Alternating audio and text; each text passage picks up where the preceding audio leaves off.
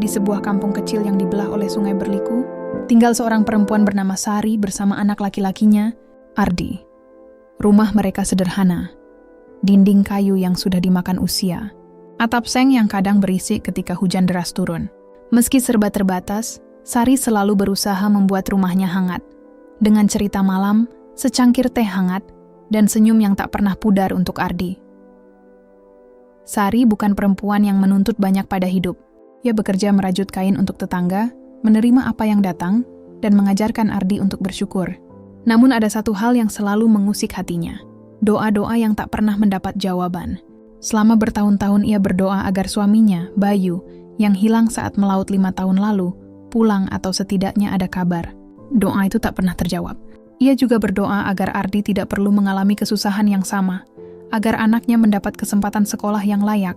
Doa-doa seperti itu, menurut Sari, seolah menguap ke langit, menghilang tanpa bekas. Ardi, yang berumur 10 tahun, tumbuh menjadi anak yang penuh rasa ingin tahu. Ia sering menatap sungai dan bertanya pada ibunya tentang apa yang terjadi di luar kampung. "Ibu, apakah ayah akan datang lagi?" Tanyanya suatu sore, matanya besar menatap Sari.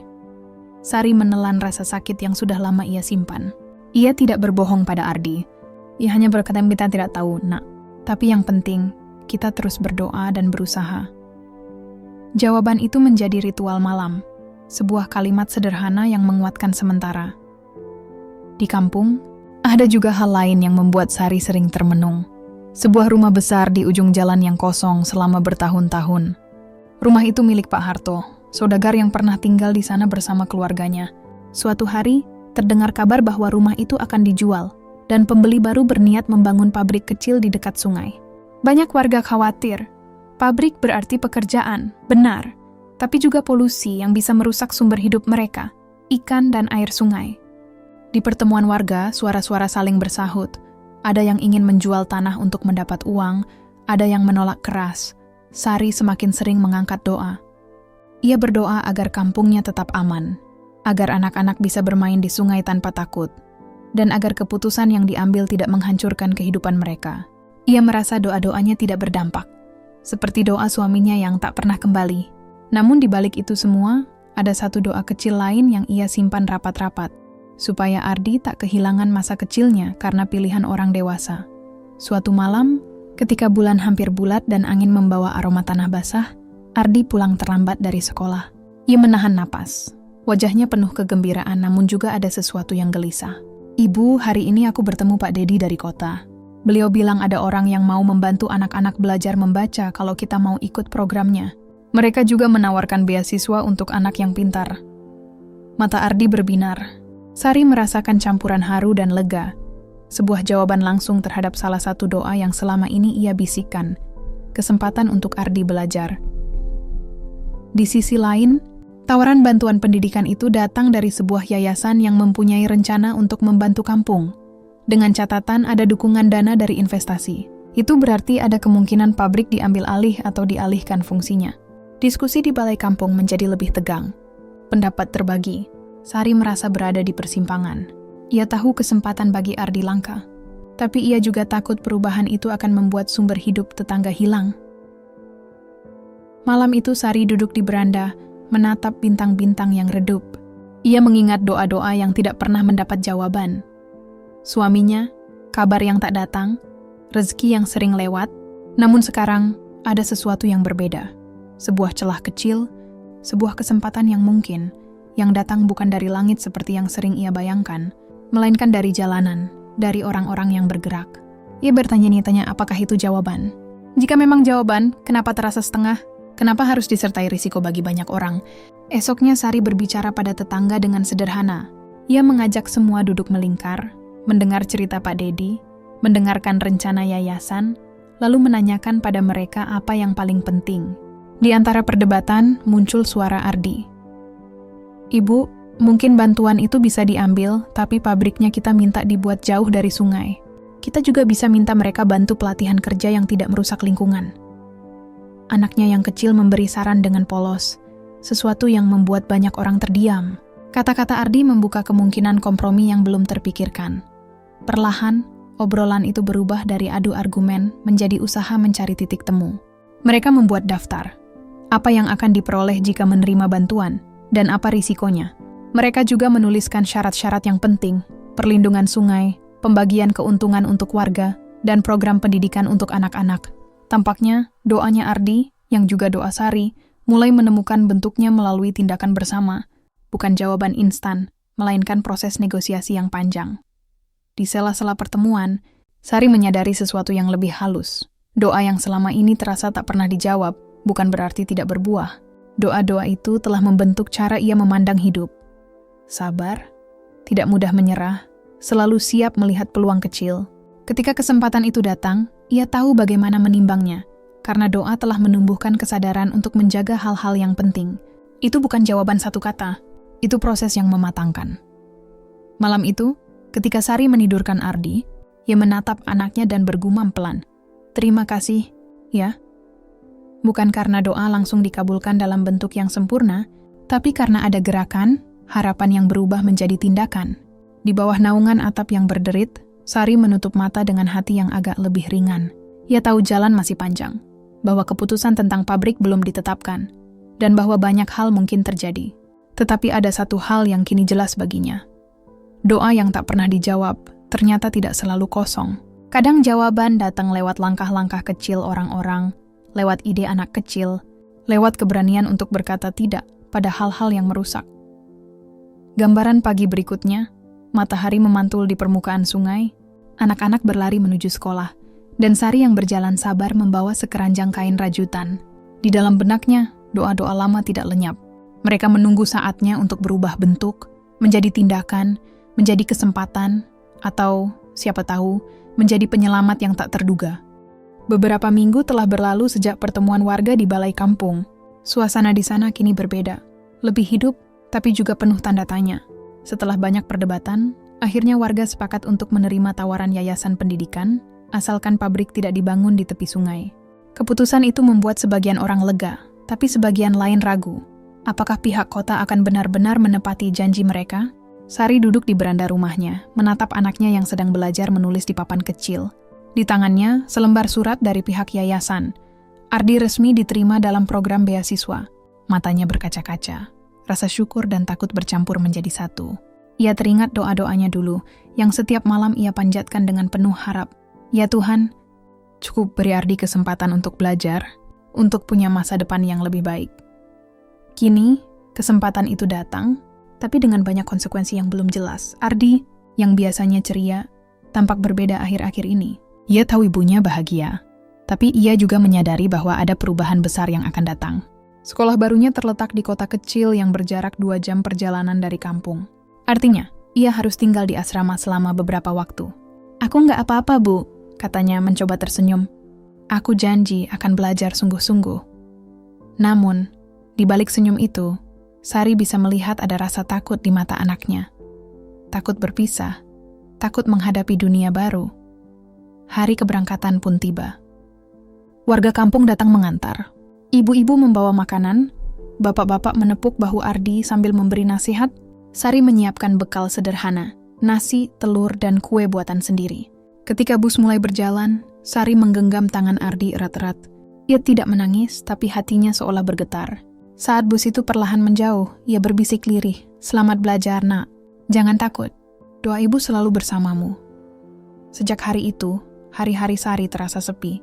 Ia tetap bekerja, merajut, dan membantu tetangga, tapi setiap sore ia duduk di tepi sungai, menatap air yang beriak tenang.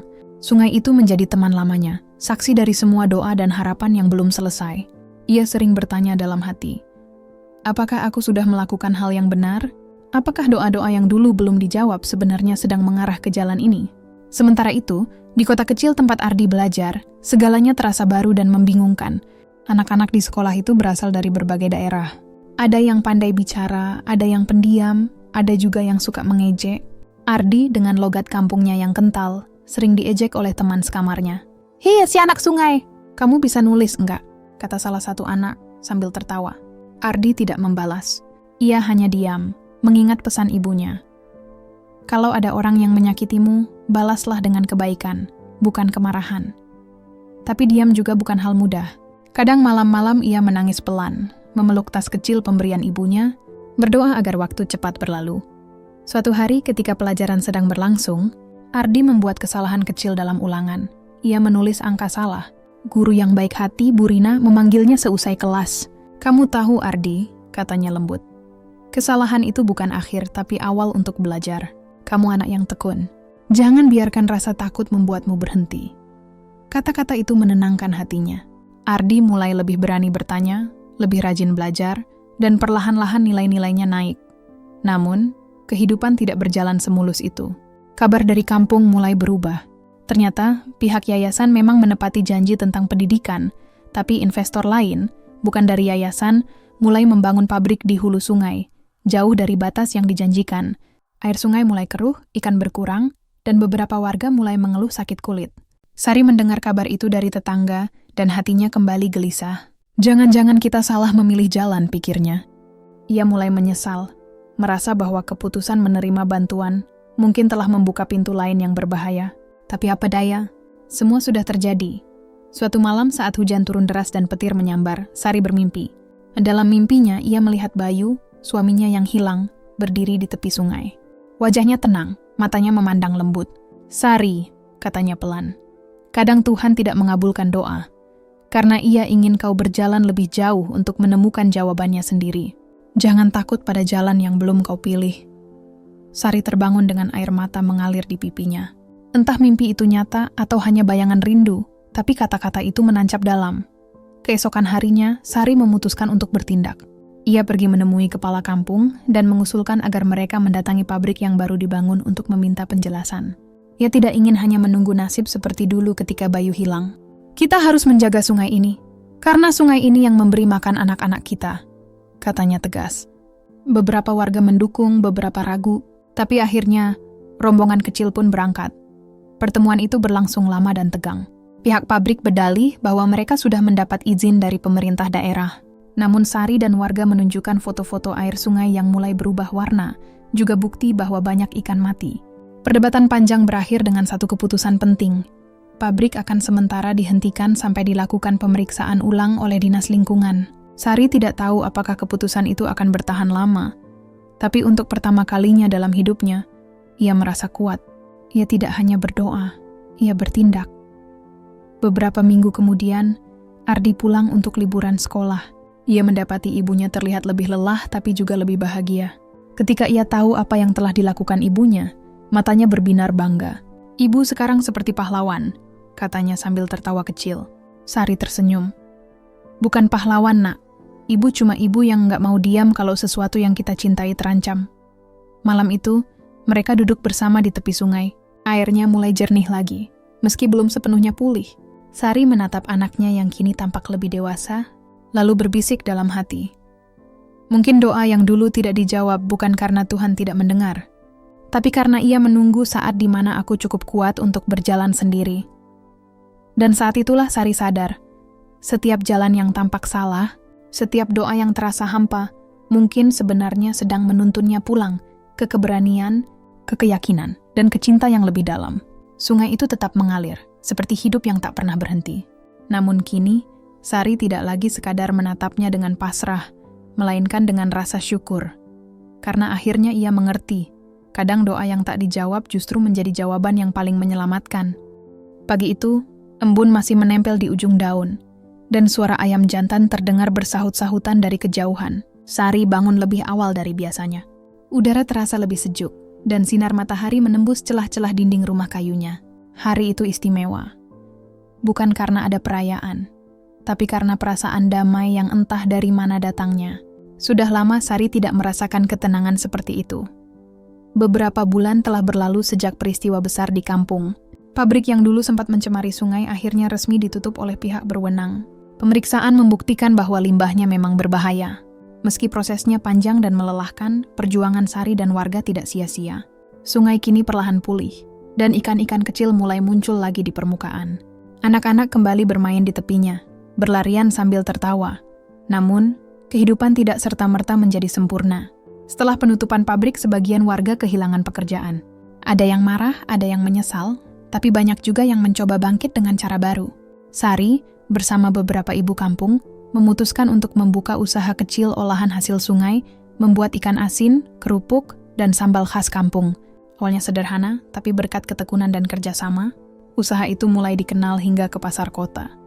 Setiap kali duduk di beranda menjemur ikan, Sari sering teringat masa-masa dulu saat ia hanya bisa berdoa dan berharap tanpa tahu arah.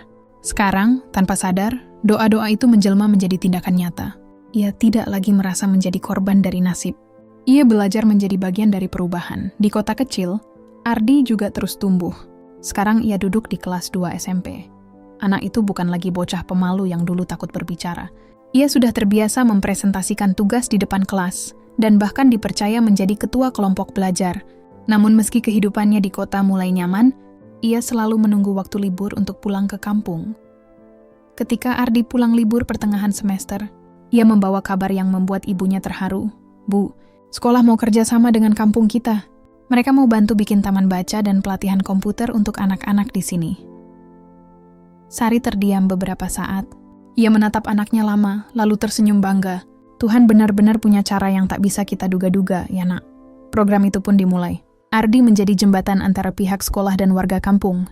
Ia membantu mengajar anak-anak kecil membaca dan menulis. Taman baca sederhana itu dibangun di dekat sungai, di bawah pohon besar yang rindang. Dindingnya dari papan daur ulang, atapnya dari seng bekas. Tapi semangat yang tumbuh di sana membuat tempat itu terasa hidup. Setiap sore, Sari duduk di kursi bambu menatap anak-anak belajar. Di antara mereka, ia sering melihat bayangan Ardi kecil yang dulu berlari di tepi sungai sambil membawa buku lusuh. Ia teringat masa-masa sulit ketika beras hampir habis, ketika malam terasa panjang karena menunggu kabar suaminya yang tak kunjung datang.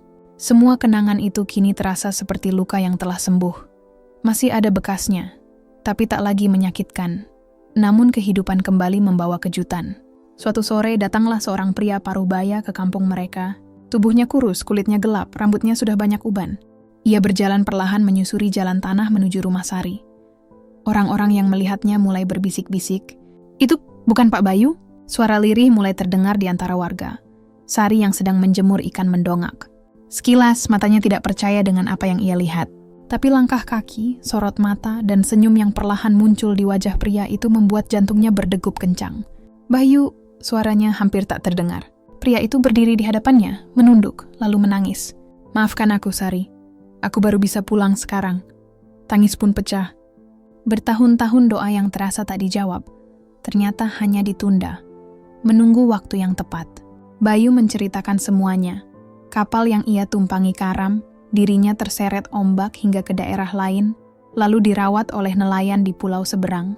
Karena luka parah dan kehilangan semua identitas, ia tak bisa pulang. Baru setelah sembuh dan berhasil bekerja lagi, ia menabung untuk mencari jalan kembali ke rumah.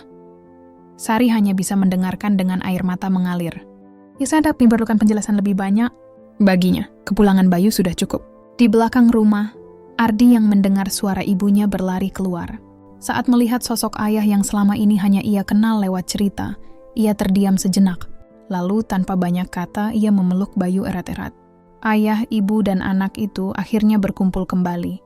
Di rumah yang dulu terasa sepi, di bawah langit yang sama, di tepi sungai yang kini kembali jernih. Malam itu, kampung terasa hidup. Tetangga berdatangan membawa makanan, tawa dan doa bercampur jadi satu. Di tengah kehangatan itu, Sari memandangi langit, mengingat perjalanan panjang yang ia lalui. Betapa sering dulu ia merasa putus asa, berpikir bahwa Tuhan tidak mendengar. Tapi kini ia mengerti, tidak ada doa yang benar-benar hilang. Beberapa dikabulkan cepat, sebagian menunggu waktu, dan yang lain dijawab dengan cara yang sama sekali tidak disangka. Beberapa hari setelah kepulangan Bayu, kehidupan keluarga itu perlahan menyesuaikan diri kembali. Bayu ikut membantu usaha kecil Sari, sementara Ardi kembali ke sekolah dengan semangat baru. Setiap kali menatap keluarganya, Sari merasa seperti hidupnya berputar lengkap, dari kehilangan, kesabaran, hingga akhirnya kembali menemukan. Suatu sore, mereka bertiga duduk di tepi sungai, seperti dulu. Airnya memantulkan cahaya matahari senja, burung-burung beterbangan rendah, dan suara tawa anak-anak terdengar di kejauhan. Bayu memegang tangan Sari dan berkata pelan, "Aku menyesal sudah membuatmu menunggu begitu lama." Sari tersenyum lembut. "Tidak apa-apa, mungkin memang harus begitu. Kalau semua terjadi lebih cepat, aku mungkin tidak belajar tentang arti bersabar, tentang percaya, dan tentang makna doa yang sebenarnya." Ardi yang duduk di antara mereka menatap sungai dan berkata, Jadi Bu, semua doa pasti dijawab ya. Sari menatap anaknya, lalu menjawab dengan tenang. Ya nak. Tapi kadang jawabannya bukan ya atau tidak. Kadang jawabannya adalah waktu dan perjalanan yang membuat kita kuat untuk menerima apapun hasilnya. Langit mulai berubah warna, jingga keemasan menyelimuti kampung. Di bawah sinar senja itu, keluarga kecil itu duduk dalam diam yang penuh makna. Tidak ada kata yang perlu diucapkan lagi. Karena semuanya sudah dijawab, dengan caranya sendiri. Dan di sanalah cerita Sari menemukan titik akhirnya. Bukan di akhir perjuangan, tapi di awal babak baru kehidupan. Karena sesungguhnya, doa yang tak pernah dijawab bukanlah doa yang gagal, melainkan doa yang sedang menuntun seseorang menemukan versi terbaik dari dirinya sendiri.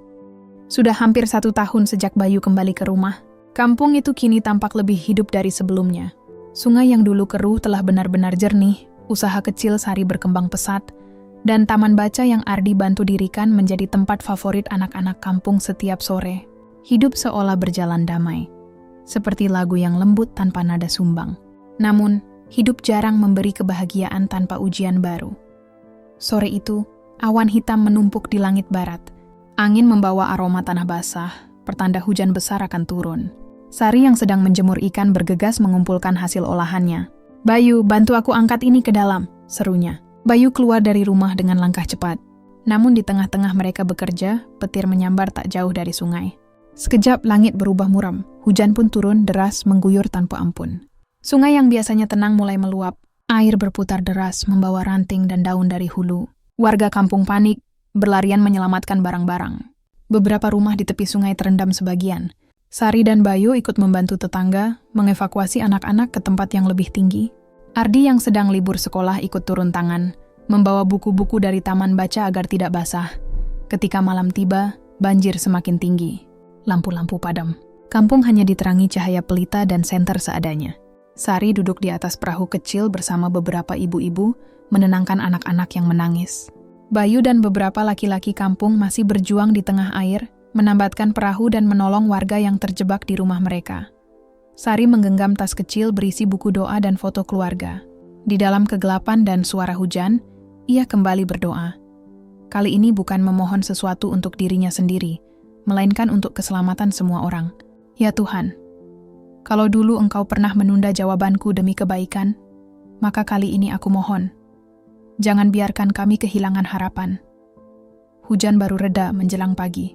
Kampung itu tampak porak-poranda. Banyak rumah rusak, sebagian jembatan hanyut, dan sawah di tepi sungai tertutup lumpur. Namun ajaibnya tidak ada korban jiwa. Semua selamat.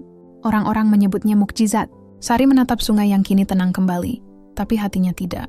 Ia tahu bencana ini membawa pesan, meski belum tahu apa artinya.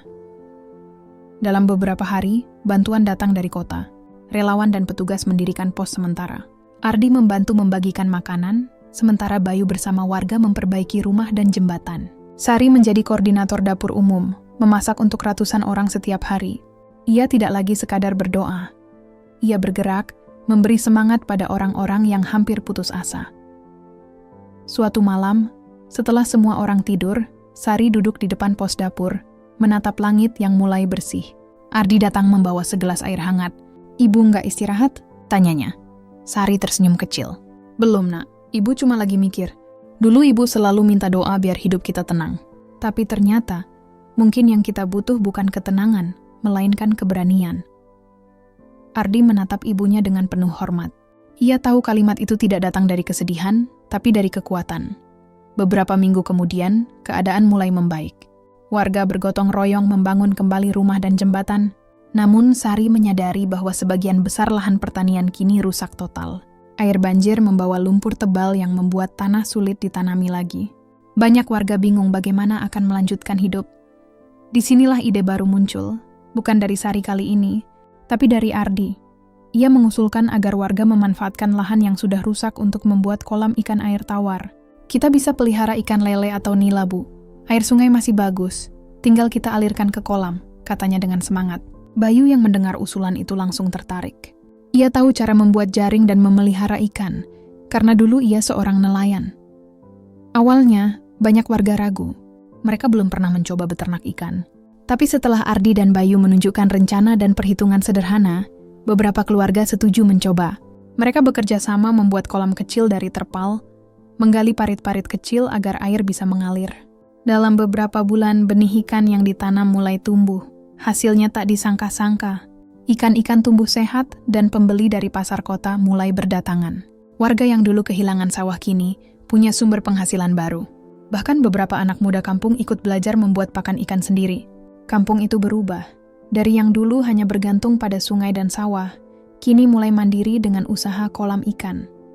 Sari memandangi semua itu dengan rasa syukur yang dalam. Ia tidak pernah menyangka, bencana yang sempat menghancurkan justru membuka jalan baru.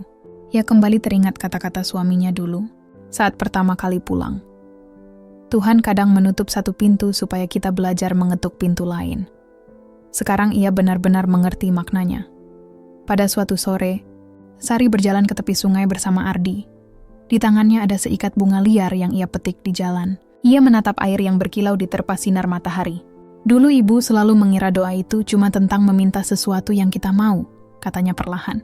Tapi ternyata doa juga bisa jadi kekuatan untuk menerima hal yang tidak kita pahami. Ardi tersenyum, menatap ibunya. Ibu tahu nggak? Waktu banjir kemarin, aku juga sempat takut banget. Tapi aku inget doa ibu waktu aku kecil. Aku bilang ke diri sendiri, mungkin Tuhan lagi ngajarin kita supaya lebih kuat. Dan ternyata benar kan? Sari tersenyum, matanya berkaca-kaca. Benar, nak. Tuhan gak pernah benar-benar diam. Ketika matahari mulai terbenam, Bayu menyusul mereka. Ia membawa 2 ekor ikan segar hasil tangkapan dari kolam baru. Kita makan malam sama-sama yuk, katanya ceria.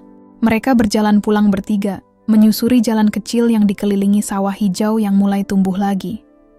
Malam itu, mereka makan bersama dengan lampu minyak menyala redup. Ini tidak ada kemewahan, tapi ada kehangatan yang tak tergantikan. Sari memandangi kedua orang yang paling ia cintai itu dan berbisik dalam hati. Ternyata jawaban doa tidak selalu datang dalam bentuk keajaiban. Kadang datang dalam bentuk ujian yang memaksa kita tumbuh. Dan sejak malam itu, Sari berhenti bertanya kapan doanya akan dijawab. Ia tahu, setiap langkah, setiap air mata, setiap keberanian kecil yang ia lakukan, semuanya adalah bagian dari jawaban itu sendiri. Karena sesungguhnya, doa yang tak pernah dijawab bukan berarti tak terdengar. Bisa jadi Tuhan sedang menyiapkan hati yang cukup kuat untuk menerima jawabannya. 3 tahun telah berlalu sejak banjir besar itu mengubah segalanya. Kampung kecil di tepi sungai itu kini jauh berbeda dari dulu. Lebih hidup, lebih rapi, dan lebih penuh harapan. Jalan tanah kini sudah diaspal sederhana, rumah-rumah yang dulu reyot kini berdiri kokoh dengan cat warna-warni, dan di tepi sungai berdiri papan bertuliskan Kampung Harapan. Nama itu diberikan oleh warga sebagai simbol perjalanan panjang mereka. Dari kampung yang dulu nyaris tenggelam oleh air, kini bangkit menjadi kampung yang kuat oleh tekad. Sari kini berusia 45 tahun. Rambutnya sudah mulai beruban, tapi senyumnya tetap sama hangatnya. Ia masih menjalankan usaha kecil olahan ikan bersama ibu-ibu kampung. Namun yang membuatnya bangga bukan lagi jumlah pesanan atau uang yang ia dapat, melainkan bagaimana usaha itu membuka lapangan kerja bagi para janda dan ibu tunggal di sekitarnya. Kita nggak cuma jual makanan, katanya suatu hari pada para pekerja, kita juga jual harapan. Bayu pun tampak lebih tenang. Setelah bertahun-tahun merasa bersalah karena meninggalkan keluarga, ia kini menemukan kedamaian. Ia mengajar anak-anak muda kampung, membuat alat tangkap ramah lingkungan, mengajari mereka cara menjaga sungai agar tetap bersih. Kadang ia duduk lama di tepi air, memandangi aliran sungai yang dulu hampir merenggut nyawanya, kini justru menjadi tempat ia menebus masa lalunya. Sementara Ardi, kini sudah berusia 18 tahun. Ia diterima di Universitas Negeri di kota besar dengan beasiswa penuh. Saat menerima kabar itu, Sari menangis lama di beranda rumah. Tangis yang bukan karena sedih, tapi karena bahagia dan terharu.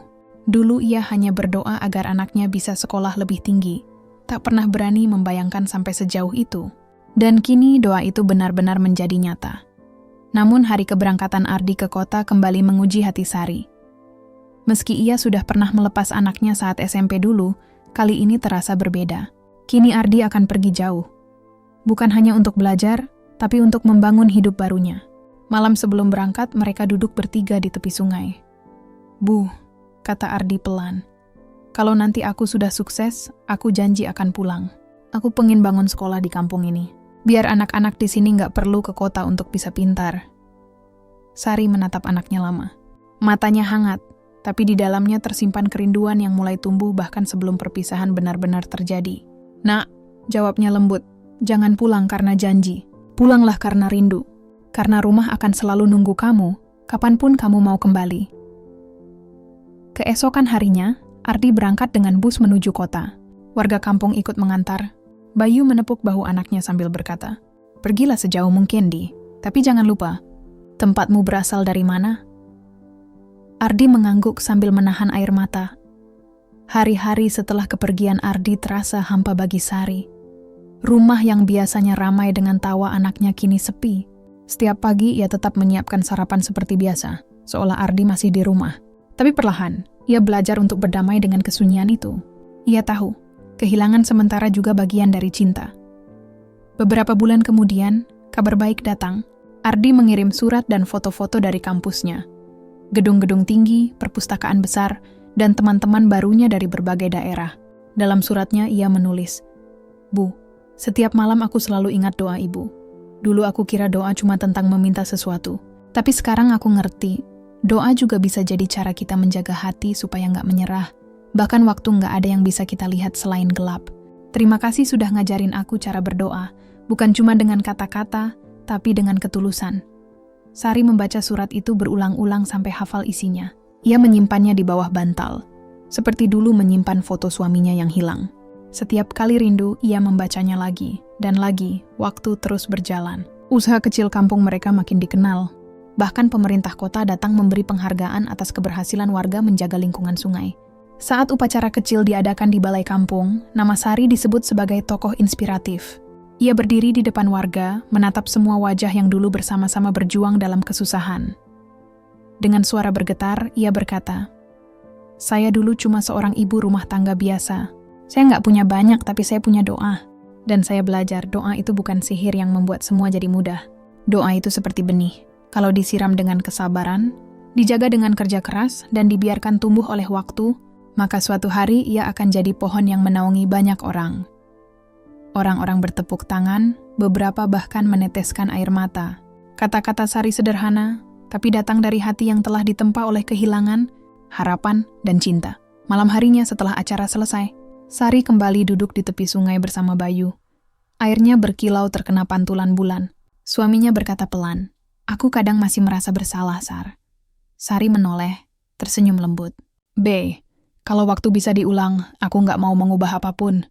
Karena semua yang pernah kita alami, kehilangan, kesedihan, perjuangan, semuanya yang membuat kita jadi seperti sekarang." Bayu mengangguk pelan, lalu menggenggam tangan istrinya. "Aku bersyukur kamu gak pernah berhenti percaya." Beberapa bulan kemudian, Ardi pulang untuk liburan. Tubuhnya kini lebih tinggi, wajahnya lebih dewasa. Ia membawa kabar bahwa ia diterima sebagai asisten dosen di kampusnya, dan juga sedang menulis buku kecil berjudul "Ketika Doa yang Tak Pernah Dijawab Ternyata Menyelamatkan." Sari terkejut mendengar judul itu. "Kamu ambil dari cerita ibu ya?" Ardi tertawa. "Iya, Bu. Karena semua yang aku tahu tentang hidup dan harapan, aku pelajari dari kamu." Malam itu mereka bertiga makan bersama, tertawa, bercerita, dan bernyanyi kecil di beranda. Di luar, angin malam berembus pelan, membawa aroma sungai dan dedaunan. Sari menatap ke langit, tidak lagi memohon, tidak lagi bertanya, hanya berterima kasih. Dalam hati ia berbisik, "Tuhan, ternyata Engkau memang tidak pernah diam. Engkau hanya menunggu aku belajar, menunggu aku kuat, menunggu aku mengerti bahwa setiap doa, baik yang dijawab maupun yang tidak, selalu Engkau dengar."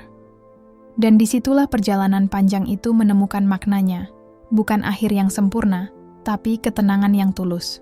Karena kadang, doa tidak selalu mengubah keadaan, tapi mengubah hati kita untuk bisa menghadapi segala keadaan.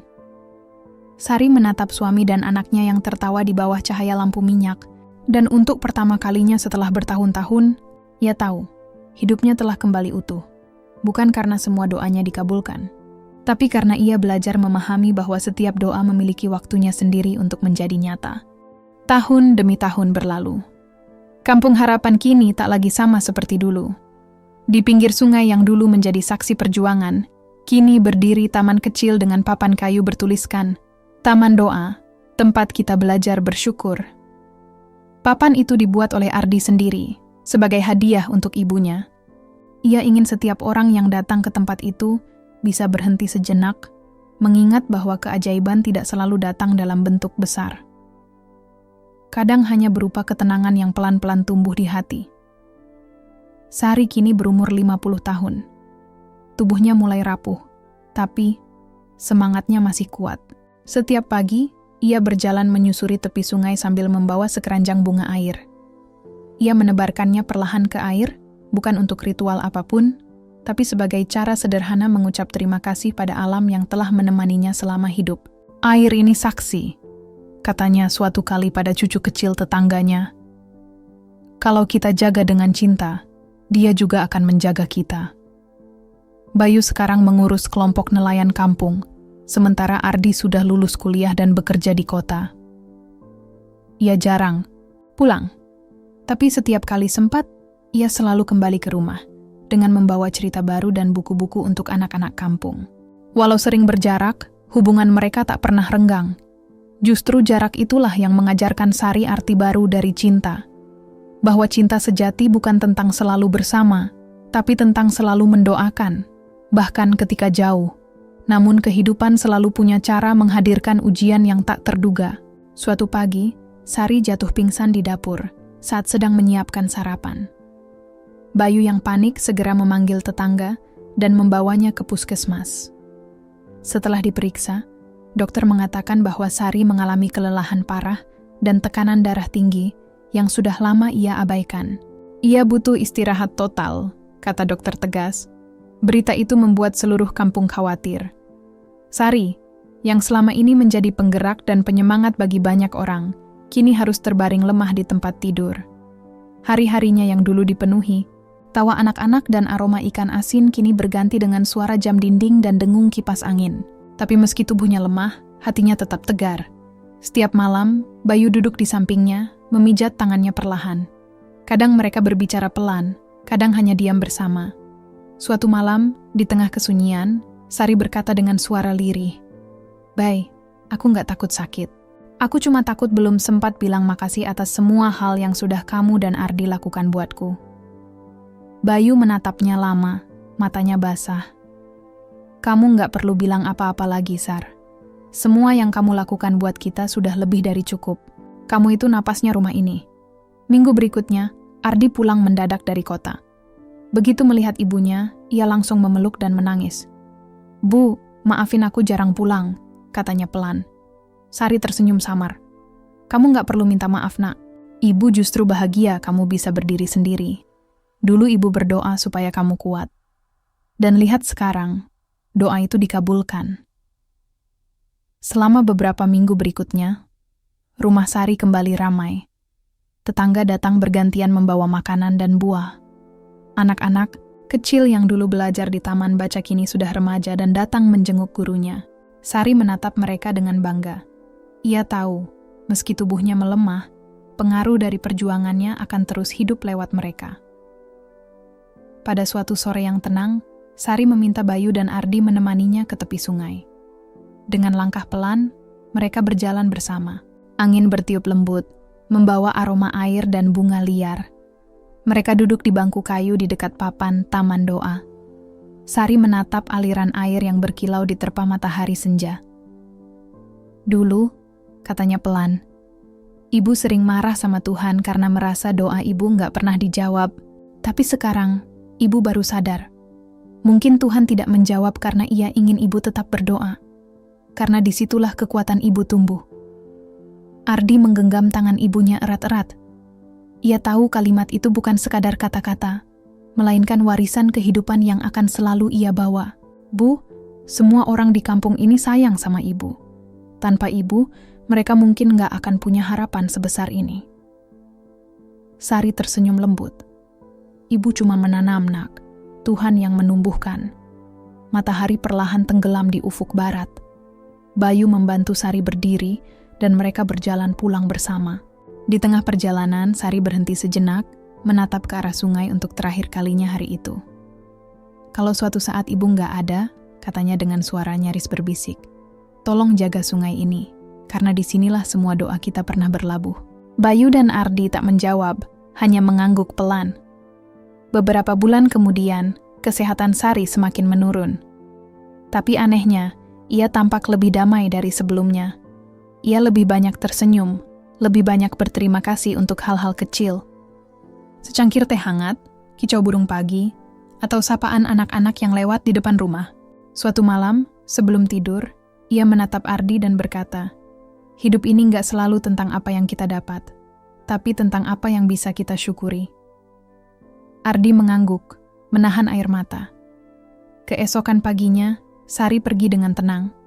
Wajahnya damai, seperti seseorang yang akhirnya pulang setelah perjalanan panjang. Kampung berduka, tapi juga bersyukur, karena mereka tahu perempuan itu telah meninggalkan sesuatu yang lebih dari sekadar kenangan. Iman, harapan, dan cinta. Pemakamannya dihadiri hampir seluruh warga. Sungai yang dulu menjadi saksi perjuangannya, kini mengalir lembut, seakan ikut mengantar kepergiannya. Setelah acara selesai, Ardi berdiri di tepi sungai sambil membawa sekeranjang bunga air seperti yang ibunya lakukan dulu. Ia menebarkannya perlahan, lalu berbisik, "Terima kasih, Bu. Semua doa ibu nggak pernah sia-sia. Tahun demi tahun berlalu lagi." Ardi menepati janjinya. Ia kembali ke kampung dan mendirikan sekolah kecil di tepi sungai. Di dinding sekolah itu, tergantung sebuah foto lama. Sari sedang tersenyum sambil membawa keranjang ikan, dengan tulisan di bawahnya. Ketika doa tidak dijawab, mungkin karena Tuhan sedang menjadikannya jalan untuk menyelamatkanmu. Dan setiap kali Ardi berdiri di depan murid-muridnya, ia selalu memulai pelajaran dengan kalimat yang sama yang dulu sering ibunya ucapkan. "Jangan takut kalau doa kalian belum dijawab, karena kadang Tuhan sedang menyiapkan kalian menjadi seseorang yang pantas untuk menerima jawabannya." Begitulah akhir dari kisah Sari, perempuan sederhana yang menemukan makna terdalam dari doa. Bukan karena semua yang ia minta dikabulkan, tapi karena ia belajar bahwa doa sejati bukan tentang meminta sesuatu dari Tuhan, melainkan tentang belajar mempercayainya, bahkan ketika segalanya terasa gelap. Dan di tepi sungai yang kini selalu jernih itu, setiap desir angin membawa pesan yang sama, bahwa cinta dan doa yang tulus tak akan pernah hilang, bahkan setelah pemiliknya pergi. 10 tahun sudah berlalu sejak kepergian Sari. Waktu berjalan tanpa terasa, namun jejaknya masih begitu hidup di setiap sudut kampung harapan. Taman doa kini berubah menjadi tempat yang indah, dipenuhi bunga warna-warni, suara tawa anak-anak, dan gemericik air sungai yang jernih. Setiap kali angin berembus lembut dari arah sungai, orang-orang sering berkata, "Itu Ibu Sari lewat, sedang menengok kita." Ardi kini sudah dewasa sepenuhnya, berusia hampir 30 tahun. Ia tak hanya menjadi guru di sekolah kecil yang dulu ia bangun di tepi sungai, tapi juga seorang penulis. Buku pertamanya, Ketika Doa yang Tak Pernah Dijawab, ternyata menyelamatkan, kini banyak dibaca orang. Di setiap halaman buku itu, nama ibunya disebut dengan rasa cinta yang sederhana, tapi dalam. Bayu masih hidup, meski rambutnya kini memutih dan langkahnya mulai pelan. Ia sering duduk di kursi bambu di depan rumah, memandangi sungai yang kini begitu tenang. Kadang ia tersenyum sendiri sambil bergumam, "Sar, kampung kita udah berubah, ya. Semua yang kamu tanam dulu tumbuh jadi kehidupan." Setiap pagi, Ardi datang menemaninya minum teh. Mereka berbicara tentang masa lalu, tentang perjuangan, tentang tawa, bahkan tentang air mata. Tapi kini, semua kisah itu tak lagi membuat mereka sedih. Justru ada kedamaian di balik kenangan. Suatu hari, Ardi menerima undangan dari pemerintah daerah. Sekolah yang ia bangun di Kampung Harapan akan dijadikan contoh nasional sebagai model pendidikan berbasis masyarakat. Ia diminta hadir di kota besar untuk menerima penghargaan. Malam sebelum berangkat, Ardi mengajak ayahnya berjalan ke tepi sungai, tempat yang dulu menjadi saksi seluruh kisah mereka. Di bawah cahaya bulan, air sungai tampak seperti lembaran kaca berkilau. Ardi berdiri lama, diam, menatap ke arah papan kayu tua bertuliskan Taman Doa, tempat kita belajar bersyukur. Papan itu mulai pudar dimakan waktu, tapi maknanya tak pernah hilang. "Ya," kata Ardi perlahan. "Aku kadang masih merasa rindu. Rindu dengar suara ibu, rindu lihat senyum beliau." Bayu menepuk bahu anaknya pelan. "Rindu itu tanda cinta, Nak. Kalau kamu masih rindu, berarti ibu belum benar-benar pergi. Dia cuma pindah tempat, dari depan mata kita ke dalam hati kita. Ardi menunduk. Matanya berkaca-kaca. Yah, aku sering berpikir. Kalau dulu semua doa ibu dikabulkan, mungkin hidup kita nggak akan seperti ini. Mungkin aku nggak akan punya kekuatan untuk bertahan. Bayu tersenyum kecil. Itulah misterinya doa. Kadang, Tuhan nggak menjawab supaya kita belajar menemukan jawabannya sendiri. Keesokan harinya, Ardi berangkat ke kota. Di acara penghargaan itu, ia berdiri di atas panggung dengan wajah tenang, namun penuh emosi. Saat tiba gilirannya berpidato, ia tidak membaca teks yang sudah ia siapkan. Ia hanya menatap audiens dan mulai berbicara dari hati. Dulu, katanya, saya adalah anak dari seorang ibu yang merasa doanya tidak pernah dikabulkan, tapi justru karena doa itu tak dijawab, saya belajar untuk berjuang. Saya belajar bahwa doa bukan tentang hasil, tapi tentang perjalanan menuju keteguhan hati. Semua yang ada di Kampung Harapan hari ini adalah hasil dari doa seorang perempuan sederhana. Doa yang mungkin tak pernah dijawab, tapi justru menyelamatkan banyak nyawa. Ruangan itu hening, lalu tepuk tangan panjang bergema. Banyak orang meneteskan air mata, bukan karena sedih, tapi karena tersentuh oleh kejujuran dalam kata-katanya. Setelah acara selesai, Ardi kembali ke kampung. Ia membawa pulang piala sederhana, tapi bagi dirinya, itu bukan lambang keberhasilan pribadi. Ia meletakkan piala itu di rak rumah, tepat di samping foto ibunya yang sedang tersenyum. Ini buat ibu, bisiknya pelan. Malam itu hujan turun deras. Ardi duduk di beranda, menatap derasnya air yang jatuh. Angin berhembus membawa aroma tanah basah dan suara dedaunan bergesekan. Hujan mengingatkannya pada malam-malam panjang masa kecilnya. Ketika ibunya berdoa di ruang tamu yang bocor, berharap kehidupan mereka membaik. Dan kini, hujan itu terasa seperti jawaban yang datang terlambat.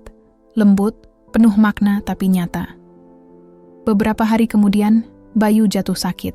Usianya sudah senja, dan tubuhnya mulai tak kuat menahan lelah. Ardi merawat ayahnya dengan sabar, sama seperti dulu ibunya merawat mereka berdua. Dalam sakitnya, Bayu sering memanggil nama Sari. Sar, lihat, anak kita udah jadi orang baik ya. Suatu sore, Ardi duduk di sisi tempat tidur ayahnya. Ya, kalau nanti ayah ketemu ibu, bilang ke beliau, terima kasih ya. Bayu tersenyum lemah. Kenapa nggak kamu bilang sendiri nanti, nak? Ardi terdiam, matanya berkaca-kaca. Ia paham maksud ayahnya. Bukan tentang kematian, tapi tentang keyakinan bahwa cinta tidak berakhir di dunia ini saja. Beberapa hari kemudian Bayu pergi dengan tenang, sama seperti Sari dulu. Ardi memakamkan ayahnya di samping ibunya, di bawah pohon ketapang besar dekat sungai. Saat tanah terakhir ditaburkan, Ardi menatap langit yang cerah setelah hujan. Sekarang kalian berdua udah tenang ya, katanya lirih. Tapi jangan khawatir, aku akan terus jaga semua yang pernah kalian cintai. Setelah itu, Ardi memutuskan untuk menetap selamanya di kampung. Ia menulis, mengajar, dan membangun lebih banyak hal untuk masyarakat. Sekolahnya berkembang menjadi pusat belajar terbuka, tempat anak-anak, petani, dan nelayan bisa belajar bersama. Di pintu gerbang sekolah, ia memasang plakat bertuliskan, "Doa ibu tidak pernah selesai, ia hidup di setiap tindakan yang baik." Tahun demi tahun kembali berlalu. Ardi menua, rambutnya mulai memutih seperti ayahnya dulu. Tapi hatinya tetap muda, penuh semangat dan kasih. Setiap sore, ia berjalan ke taman doa, duduk di bangku kayu yang kini sudah lapuk dimakan waktu. Di sana ia selalu berbicara pelan, bukan kepada siapapun yang terlihat, tapi kepada dua orang yang telah menanam akar kebaikan dalam hidupnya. "Ibu, ayah," katanya sambil tersenyum. "Kalian benar, doa memang nggak pernah berakhir. Ia terus berjalan, lewat orang-orang yang kita sentuh, lewat kebaikan yang kita tinggalkan." Langit senja memerah di atas sungai. Angin berembus lembut, dan di sela suara air, seolah terdengar bisikan lembut, entah dari mana asalnya. "Kami bangga padamu, nak." Ardi menutup matanya, membiarkan air matanya jatuh perlahan. Ia tersenyum, bukan karena sedih, tapi karena merasa damai. Semua doa yang pernah terucap, semua air mata yang dulu jatuh tanpa arti, ternyata tidak pernah sia-sia. Mereka menjelma menjadi kehidupan yang indah, menjadi cinta yang abadi. Dan begitulah akhir kisah ini. Bukan akhir dari doa, tapi awal dari pengertiannya. Karena pada akhirnya, doa yang tak pernah dijawab bukanlah doa yang gagal, melainkan doa yang diberi waktu untuk tumbuh menjadi sesuatu yang lebih besar dari keinginan manusia. Makna, kedewasaan, dan kasih yang tidak pernah pudar. Di tepi sungai yang kini tenang, di bawah langit sore yang berwarna keemasan, terdengar desiran lembut yang seolah berkata, doa tidak pernah berakhir, ia hanya berganti bentuk, menjadi cinta yang terus hidup, bahkan setelah suara yang memanjatkannya telah tiada.